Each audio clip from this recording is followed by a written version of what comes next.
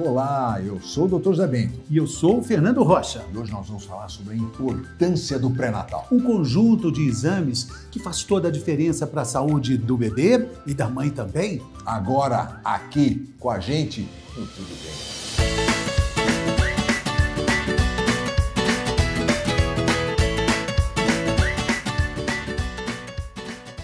Sei que agora todo mundo está falando de Natal, então vamos falar sobre Natal também. Pré-Natal. Importantíssimo. Conjunto de exames que fazem parte dos cuidados da saúde da mulher e do bebê, né? Exatamente. Para começar a falar sobre isso, né, doutor? Quem está conosco? Nada menos do que a médica da... Também. Bem-vinda, doutora. Senão as outras pacientes ficam com ciúme. Exatamente. Daqui a pouco a Cláudia Raia vai querer ter outro filho, né? Eu não duvido. Doutora, tudo bem? Bem-vinda sempre. Obrigada. Doutora Silvana Vasconcelos trabalha com a gente lá na unidade do Tatuapé, Anália Franco. E aí, Silvana, quando que a mulher deve começar, então, a fazer o pré-natal? O ideal é que ela comece sempre bem antes de engravidar, né? Legal. O ácido fólico, o ácido fólico, né? Ele tem que ser começado de 6 a 8 meses antes da gestação.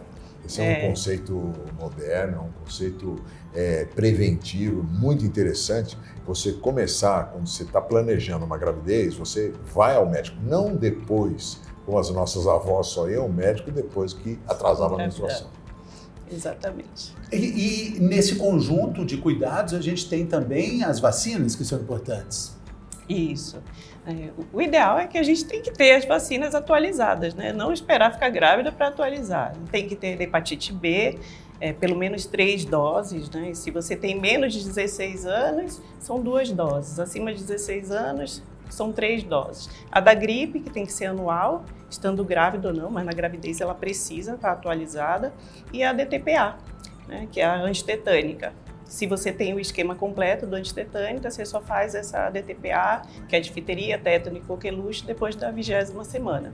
Interessante. E agora, pré-natal, o que é esse conjunto de exames que se faz no pré-natal? O que é o pré-natal? É uma sequência de exames e de cuidados que tem que Exames ter tanto clínicos. para a mãe quanto para o bebê. Certo. Na intenção de prevenir complicações. E eu imagino, vocês dois já passaram por isso algumas vezes, né? Assim, literalmente marinheiras de primeira viagem, né?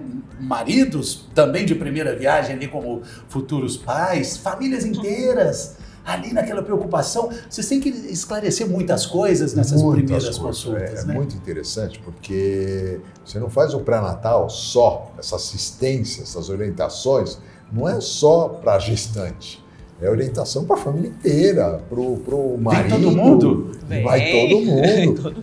E às vezes eles se intercalam, né? É engraçado isso. Às vezes vem a sogra, depois aí vem a tia, depois vem a mãe, Vem a amiga. depois vem a amiga, o papagaio, o cachorro, vem todo mundo. Sempre falta uma coisa para perguntar, né? Exatamente. Tem que ser alguma... Hoje eu vim porque ela esqueceu de perguntar da última vez, então eu quero perguntar para você. E a dúvida maior é com relação aos medos de lidar ali com o bebê, coisa que a mãe não sabe fazer. Mas a natureza também é muito sábia, ela se encarrega dessa sabedoria materna. Sim. A mãe acaba tendo esse saber que vem do céu. Nasce um bebê, nasce uma mãe, nasce um pai, né? É assim que a gente fala. Eu imagino a ansiedade de uma mãe de querer fazer logo os exames para ver o que está acontecendo no coraçãozinho. Dá para ouvir? Tum, tum, tum, tum, tum, tum. Como é que eu vou ver a carinha dele, dela? Enfim, como é que vocês administram isso e a partir de quando esses exames, também os de imagem, podem ser feitos? Uma ótima pergunta. Quantos exames de ultrassom você deve fazer durante a gestação? No mínimo 3, né? Mas a gente faz muito mais, né? O exame de ultrassom ele é feito na primeira consulta de pré-natal, mas assim, você só vai conseguir ouvir batimento cardíaco a partir de 6 semanas, mais ou menos. Então isso tem que ficar claro para a paciente, que ela vai com 5 semanas, ai, mas não ouvi o bebê. Tchauzinho o bebê vai dar com quantos meses? Porque não, tchauzinho. Faz um polegar, fala, tá dando tirinha, ele tá dando tirinha. Agora os exames de sangue, normalmente a gente já começa na primeira consulta de pré-natal, independente da idade gestacional. E esses 3 exames de ultrassom, que época que se faz? Esses são os básicos, vamos dizer. Então, o primeiro é para acompanhar a idade gestacional, então tem que ser o mais precoce possível. O segundo, assim, mais importante, seria o primeiro morfológico, que ele é feito entre 11 e 14 semanas, e o segundo morfológico, que é feito entre 20 e 24. Então, esses seriam os essenciais. Mas é claro que a gente não faz só isso, né? E são esses que vão indicar possíveis problemas, possíveis sinais de um cuidado maior na gravidez? Isso. O primeiro morfológico, ele é o primeiro rastreio, na verdade, para síndromes, né? Então, tem a medida da translucência nucal, tem uma medida lá que é até 2,5, acima de 2,5 você continua a investigação, não fecha diagnóstico de síndrome, mas você tem que continuar uma investigação. E o segundo morfológico, ele vai avaliar a formação dos órgãos, né? Se eles estão se formando adequadamente. Uhum. E o que é aquele exame estreptococco que se faz com 35 semanas? Para que serve aqui? Bem, esse exame ele pode ser feito de 35 a 37, normalmente. Ele vai detectar a presença de uma bactéria na vagina ou na região perianal. E essa bactéria, na verdade, ela não causa nada para a mãe, mas ela é importante para o bebê. Ela pode causar vários tipos de infecções no bebê, né? Inclusive meningite. Então, quando a paciente interna, na verdade, a recomendação é, se ela interna ou de bolsa rota, né, rompeu a bolsa, ou entrou em trabalho de parto e tem Streptococcus positivo, aí você tem que entrar com antibiótico na maternidade, nunca antes. Ah, na maternidade. É na hora então, que interna. Quando der positivo, é só na maternidade, então no trabalho de parto que entra com antibiótico. Isso. Bom. Aí você faz o antibiótico até o parto. Né? Agora, nessas consultas também que é estabelecido ali um plano de parto, tal qual um plano de voo, né? É uma viagem, né? De 9 meses ali. Isso é muito importante para organizar as expectativas, né, doutora? Tem muita paciente que chega com a ideia, não, eu quero ter normal. Aí ela vai vendo que vai ficando difícil a gestação, né?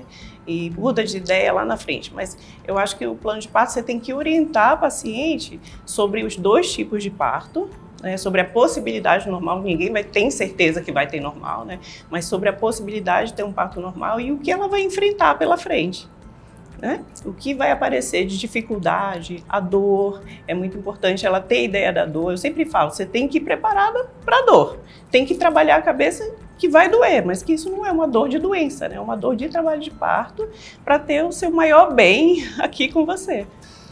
O número de consultas no pré-natal, o mínimo exigido é 6, mas normalmente as pessoas fazem 10, 12. 10, tudo bem, nenhum problema? Não, nenhum problema. Mas o mínimo, no mínimo 6. No mínimo 6. Porque as consultas no começo são, quinzenais, depois aí passa para mensais, 32, 33 semanas. Começam a ter aquelas consultas quinzenais novamente, depois semanais, e às vezes até 2 vezes por semana.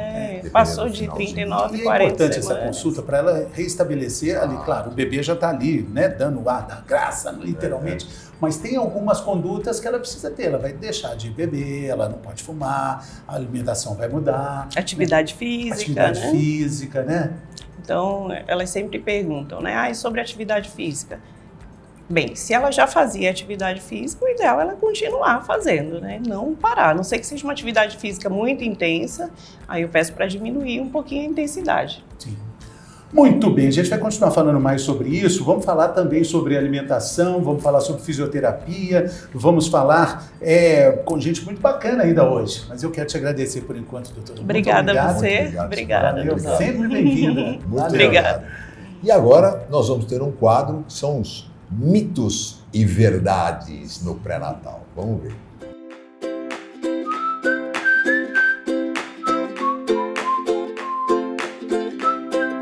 Bucha vegetal no mamilo ajuda a preparar as mamas para a amamentação? Isso é mito. E, por sinal, não façam isso em casa. Quando a gente passa a bucha vegetal, antigamente a gente orientava a passar a bucha porque acreditava-se que isso fazia com que o mamilo calejasse, como que ele ficasse mais grosseiro, para a gente ter menos incômodo na hora da amamentação. Mas isso não é verdade. Ele pode até piorar a amamentação, porque a gente tem nas mamas algumas glândulas que são os tubérculos de Montgomery, e esses tubérculos eles produzem já uma secreção natural que vai hidratar o mamilo para ajudar na amamentação. E quando a gente passa passa a bucha, na verdade a gente pode tirar essa proteção natural e pode favorecer o aparecimento de fissuras e dor. O que pode ajudar, sim, é tomar sol nos mamilos, então fazer um topless, tomar um sol, num horário de não sol muito forte, então depois das 3 da tarde, isso sim pode ajudar a preparar o mamilo para a amamentação.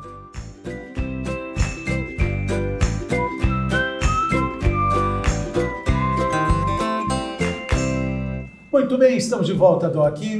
Programa maravilhoso falando sobre Pré-natal. Pré-natal. Quem temos aqui conosco? Se existe um desenvolvimento, né, no pré-natal, se existe o que aconteceu diferente, eu posso falar nesses 40 anos, que é 40 anos que eu atuo, foi a alimentação.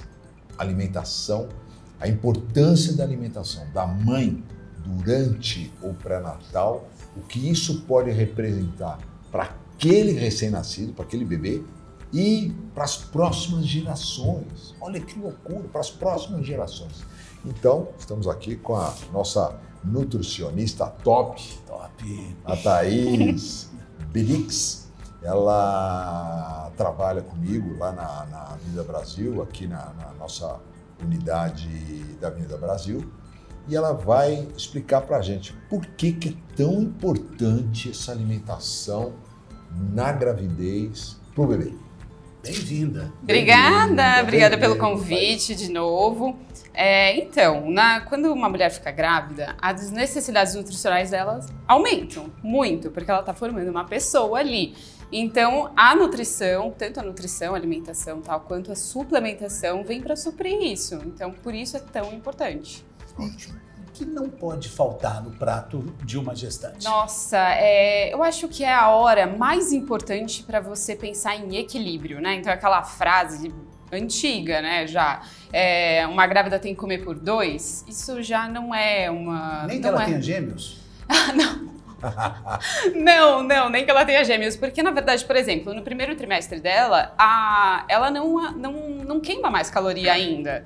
Então não tem, porque na verdade assim, às vezes a grávida fala assim, agora que eu tô grávida eu posso, agora não sei o quê. E na verdade é o contrário, né? Agora que você está grávida você não pode, você tem que pensar muito no que você vai comer. Então fazer um equilíbrio ali de um prato bem equilibrado de grupos alimentares, então pensar em proteína, pensar em verduras, pensar em carboidratos, sim. Não é hora de fazer restrição alimentar, não é hora de fazer dieta, não é isso. Então mesmo a grávida com sobrepeso e obesidade, não é hora de fazer dieta de restrição alimentar. Claro que a gente vai ter controle, a gente vai ter mais equilíbrio, mas não é hora de fazer grandes coisas. Tudo assim. bem, mas e grávidas que já venham numa trajetória vegetariana, por exemplo? Uhum. Isso vai depender bastante da necessidade nutricional dela, né? Então, por exemplo, se na gestação é muito comum anemia. Então, se a gente tá percebendo que não tá legal, que ela tá ficando mais anêmica, mesmo com uma reposição de ferro não tá sendo suficiente, a gente pode propor voltar a comer carne, mas não é obrigado de jeito nenhum, ela pode se manter vegetariana. Você pode, então, suprir esse ferro que com alimentação vegetariana, com certeza. Alimentação. Quais são os suplementos que não podem faltar durante uma gestação? No começo, acho que até a doutora Silvana já falou sobre o metilfolato, né? O metilfolato e o ácido alfa-lipólico são super importantes no início da gestação, porque eles são os responsáveis para o fechamento de tubo neural, né? O tubo neural é uma estrutura embrionária que dá origem ao cérebro e à medula do bebê. Então, assim, é muito importante começar com isso. São suplementos. Claro, ferro, caso haja necessidade, vitamina D, caso haja necessidade também, ômega 3, né? Ômega 3, que tem uma história muito legal, né? De quando você começou, ninguém achava que ômega 3 era importante, imagina, eu vi isso em trabalhos lá americanos e, poxa, eu vou dar ômega 3 para as minhas pacientes. Imagina que tem pesquisas mostrando que a criança... quando a mãe toma ômega 3 durante a gestação, a criança tem 30% a mais de QI, isso em média. Eu cheguei aqui no Brasil, eu comecei a dar ômega 3 para todo mundo.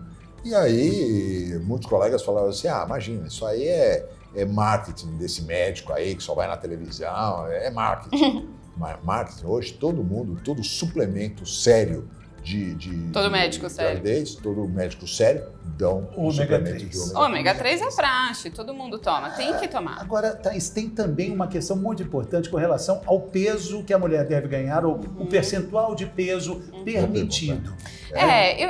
Eu não curto muito ficar dando regras de números para cada mãe, porque assim, eu já engravidei 2 vezes, né? Então eu sei o quanto isso é muito frustrante, ficar presa em números, mas assim, claro que uma mulher que é eutrófica ou uma pessoa normal, um peso considerado de IMC normal, ela pode engravidar até 12 quilos durante a gestação. Uma mulher que está com sobrepeso e até uma mãe obesa, ela tem que engordar menos. É mais ou menos por aí a ideia. E uma pessoa que está de baixo peso, essa sim tem que pensar em até ganhar mais. Então, é mais ou menos por aí. Mas durante toda a gestação, a gente vai controlando, a gente vai conversando. Então, por isso a importância de você encontrar o seu nutricionista durante o seu pré-natal. Porque ele é tão importante quanto o seu obstetra. Porque o obstetra, claro, ele vai fazer todo o acompanhamento pré-natal, todos os exames e tudo mais, mas a sua suplementação, a sua alimentação vai ser com o seu nutricionista. Então, o médico, ele não vai ter todo esse tempo de ficar te falando exatamente o que você tem que comer, quanto que você tem que comer. Ele vai ver que você ganhou peso e vai falar, não acredito que você ganhou peso.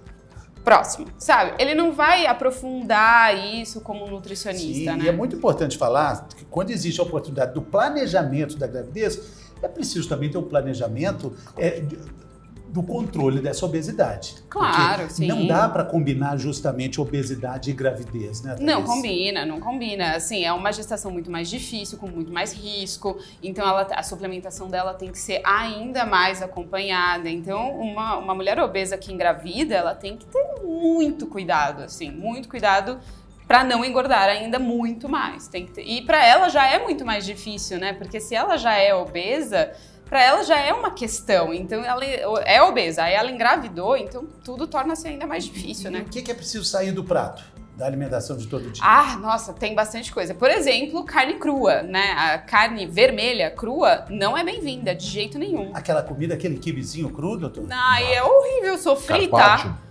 Carpaccio, steak tartar. Não. Na primeira semana dos meus 2 filhos eu pedi steak tartar em casa, porque é cruel, não pode, porque existe uma infecção que chama toxoplasmose, onde a maioria das pessoas nunca contraíram na vida. Só que durante a gestação ela é a mais perigosa e ela tá no solo. Então, animais que comem solo, eles crus, você tem a chance de contrair mais. Já o sushi...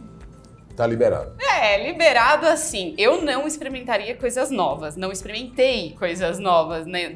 Então, assim, você nunca foi naquele restaurante japonês, você tá na beira da praia, eu não iria. Não iria no cru. Quer dizer, você gosta de sushi, você gosta de sashimi, então você tem aqueles restaurantes que você já frequenta. Tudo bem. Nunca aconteceu nada, né? Tudo bem. Então aí você continua. Porque o problema dos alimentos crus são as infecções que podem ser causadas, sabe? Então, assim, se você não curte tanto, não é do japonês, não vai. Bebida alcoólica? Não, de jeito nenhum. Não, uma gota. Não existe nenhum estudo que comprove o limite de álcool. Então, não é para tomar, infelizmente. Açúcar? Açúcar não é assim tão restrito quanto o álcool, mas assim, é óbvio que é importante porque uma mulher grávida, ela já torna-se, né, resistente à insulina, então é super importante, principalmente a partir do 2º trimestre. A gente até pode usar a suplementação de mioinositol para melhorar esse lugar aí de resistência insulínica, mas é super importante que tenha cuidado aí com açúcar, refrigerante, né? É bem importante também. Tabagismo não vamos nem falar, né? Porque não. Isso aí é combina. pauta para qualquer pessoa, né? Exatamente. Poxa, a gente ficaria, Thaís, aqui até amanhã de manhã de tarde, só falando, só conversando com ela. Eu adoro, eu amo esse assunto, eu adoro falar sobre nutrição. Com certeza a gente vai voltar, vamos falar depois, importantíssimo também, para saber no pós, né, quando nasce o bebê, a amamentação perde calorias, a mãe perde calorias, ela tem que entender que isso é bom, mas ela precisa também equilibrar. Claro. Muita coisa. É muito legal a gente montar um programa, bom, não é? Falar sobre a amamentação e aí a Thaís volta para falar sobre a nutrição. Sim, muito legal. Muito obrigado. Obrigada a você, legal. obrigada. Obrigado. E agora o nosso quadro, que exame é esse?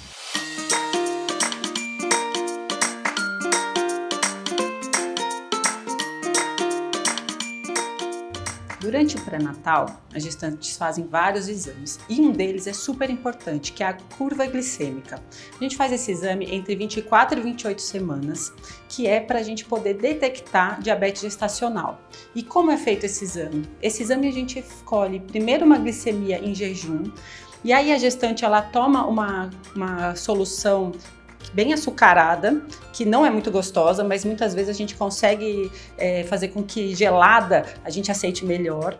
Depois a gente colhe o exame novamente com 1 hora e depois com 2 horas. E aí a gente consegue ter uma curva para ver como o seu corpo respondeu a essa solução açucarada. E com isso a gente consegue fechar um diagnóstico de diabetes gestacional. E por que é tão importante a gente fazer o diagnóstico de diabetes gestacional? Porque o diabetes gestacional, quando não identificado e não tratado, ele pode levar a malformações fetais, pode levar a alteração cardíaca no feto, pode levar a aumento do peso do feto, que é a macrosomia, e isso pode trazer consequências para o resto da vida desse feto. Então, por isso que é tão importante a gente poder perceber e tratar essas pacientes.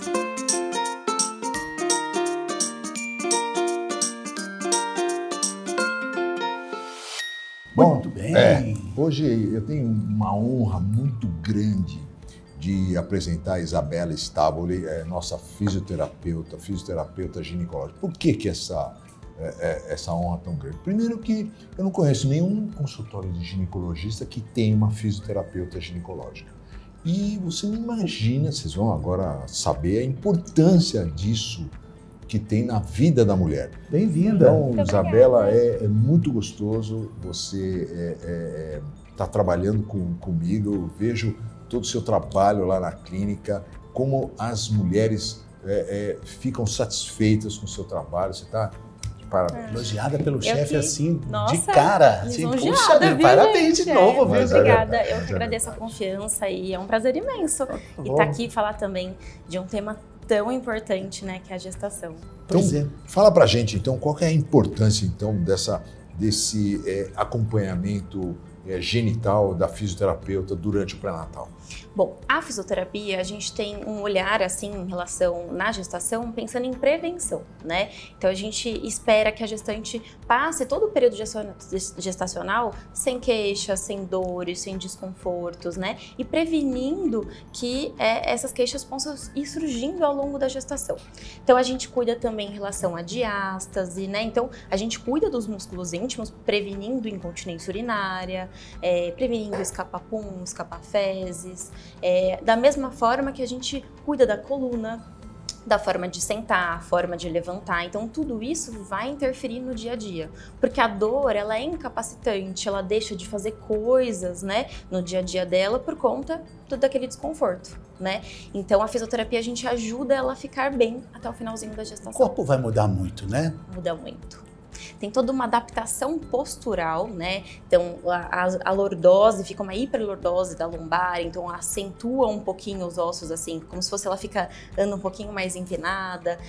Até o jeito de andar muda, porque aumenta muito a sobrecarga na região íntima, né? Então, essa sobrecarga aumenta muitas tensões daquela região, dos músculos íntimos, e aí mais chance de desconforto, mais chance de escapar xixi. Né? Então, por isso que esse cuidado mais preventivo, mas também pensando em tratamento, vai ser super importante. E a gente tem, doutora, aqui uma série de exercícios, também procedimentos, que a Isabela vai mostrar pra gente. Exato, que facilitam o parto normal. Mas como que você pode ajudá-la, Isabela, durante o pré-natal? A gente pode ajudar, existem alguns recursos, né, dentro da fisioterapia, né, para auxiliar nesse processo, pensando, né, se essa gestante busca um parto via vaginal, né? Então, a gente tem técnicas específicas que a gente chama de massagem perineal, é isso que tem mais evidência científica que comprova, né, que diminui a chance das lacerações, principalmente as lacerações mais graves, que seria de 3º e 4º grau. E aí a gente tem essas técnicas de massagem perineal que a gente usa a partir de 34 semanas, a gente faz como se fosse melhor a flexibilidade dos músculos íntimos, isso diminui as tensões, né, essa sobrecarga pelo fato, né, do peso do bebê que está ali pressionando ali os músculos pélvicos. E a gente também usa esse expansor perineal, né, essa marca que seria o Epinô.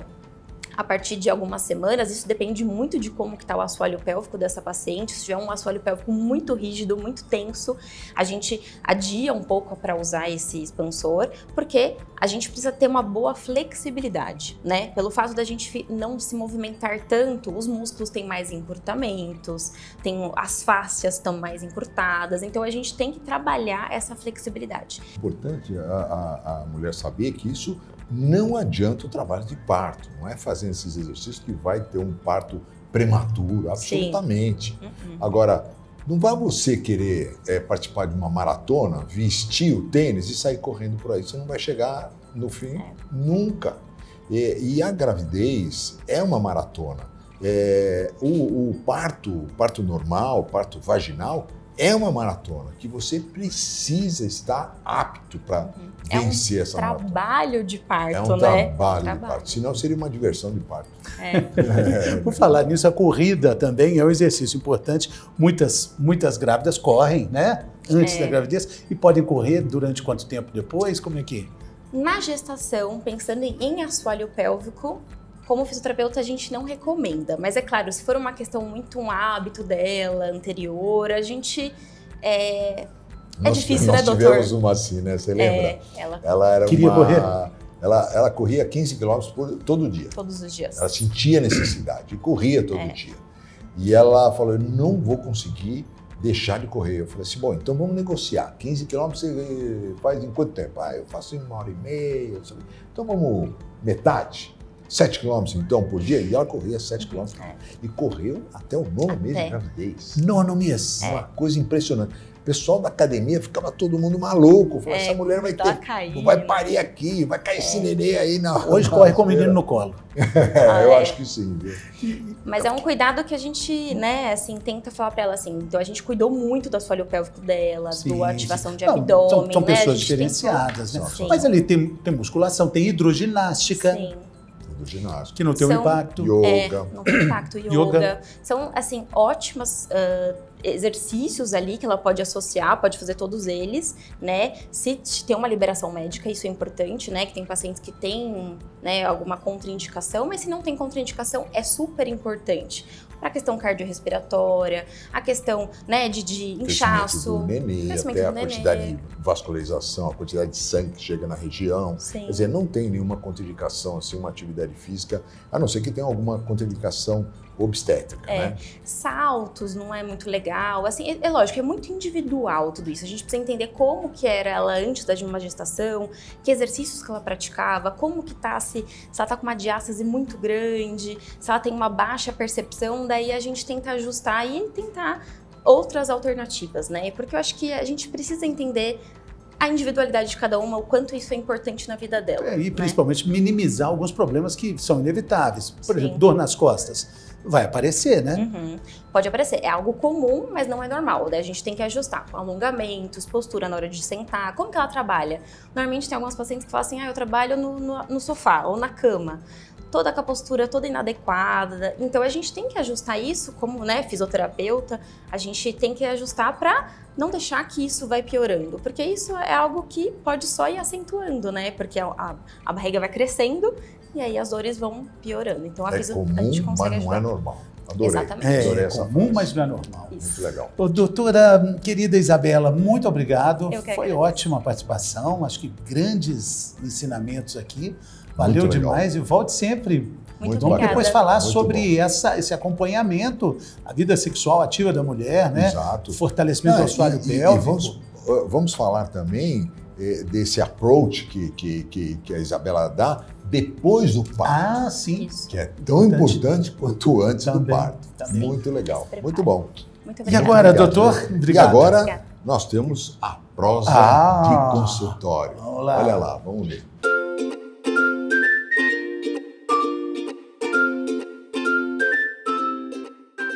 Bem, vim aqui falar sobre um caso de consultório, um pré-natal que eu fiz de uma paciente de 56 anos.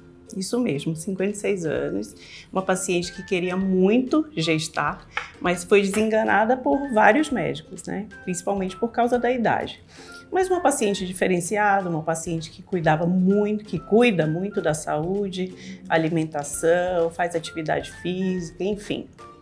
Foi um pré-natal com algumas dificuldades, teve crise de ansiedade, sim, teve uma hipertensão associada, mas que, no geral, evoluiu super bem. Essa hipertensão foi controlada e chegou ao 9º mês. No primeiro dia, na verdade, né? Quando completou as 36 semanas, fez um pico hipertensivo, tivemos que resolver e tá aí. O bebê já está com 9 meses e a paciente está super bem. E o recado dessa história é nunca fazer a paciente desacreditar de um sonho. Na verdade, temos que ter, sim, todos os cuidados com ela, mas se ela tem condições, sim, ela pode realizar o sonho dela.